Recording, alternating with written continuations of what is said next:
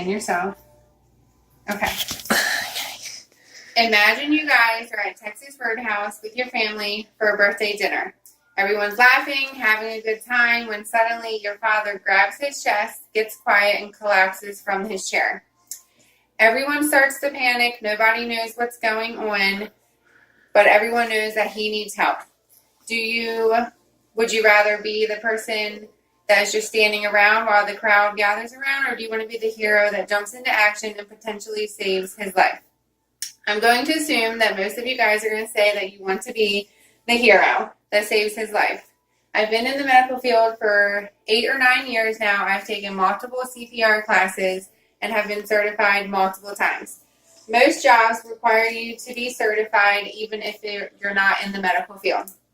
Today, I will be showing you how to perform CPR, which stands for cardiopulmonary resuscitation. CPR is a series of steps that you use when someone stops breathing, their heart stops, or they go unconscious. You want to start CPR as soon as possible because the sooner you start it, the higher their survival rate is. If you're ever in a situation similar to this, I want you guys to feel prepared and know what to do. There are 3 basic steps to always remember when doing CPR. That's to make sure that the scene is safe, call for help, and then start CPR. Your goal is to keep the patient alive until EMS workers arrive. So let's start by making sure the scene is safe. Some things that can make the scene not safe would be if you were in traffic, if you were in a fire, or if you were near water, or any other potential dangers. Once you've determined that the situation is safe, you want to find a bystander and ask them to go get help. Hey, you, go get help.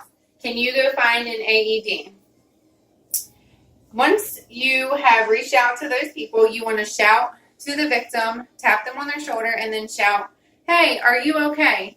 Sometimes the victim, if they're unconscious, they will not answer you, so you need to just make sure you shout loud enough that they know, they would respond if they were conscious. You need to check for a pulse. So by doing that, you will tilt their head up and feel with the carotid artery. Sometimes the patient will have a pulse. If that's the case, then just call 911 and stay with the patient until help arrives. If you do not feel a pulse, you need to start CPR right away. An AED is an automated external defibrillator, which is a portable device that shocks the heart back into normal rhythm. If you're in a situation where nobody else is around, then you have to call 911 while remaining with the victim.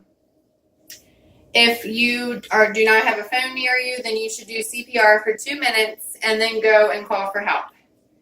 Make sure the victim is lying on a firm surface, such as the ground or a hard table. And then you're going to open the airway by lifting the head back slightly to raise the chin. You want to put your ear up to their mouth and listen for 10 seconds. You have to listen very carefully. Sometimes the victim will make gasping sounds, but that doesn't mean they're breathing. It means that they're struggling. If you do not hear the patient's breathing, you need to begin CPR right away. Once the airway is open, you want to place your fingers over their nose to clamp it closed, and then after their chin is tilted back, you want to put your mouth on theirs with a complete seal. Once you do that, you want to have your dominant hand and put it in between but slightly below both of their nipples, and then your other hand placed over top. And then your shoulder should be directly above your hand. That way you can push down and deep and put all of your body weight into it. The rhythm that you should be going to is 100 compressions per minute. A good song to help you get through that is Staying Alive, because the chorus to that song is equal to 100 compressions. Make sure the chest rises fully between each compression. If the chest is not rising completely, you may just need to readjust their head. So you would just re-tilt it, try again to make sure the airway is open. Once you do 30 compressions, you will give them 2 rescue breaths. A rescue breath is basically you breathing for the patient. Your airflow goes through their lungs. So once you do 2 rescue breaths, you will continue back to compressions, and then you will feel for a pulse again. If you do not feel a pulse, then you're going to repeat the steps: compressions, rescue breaths.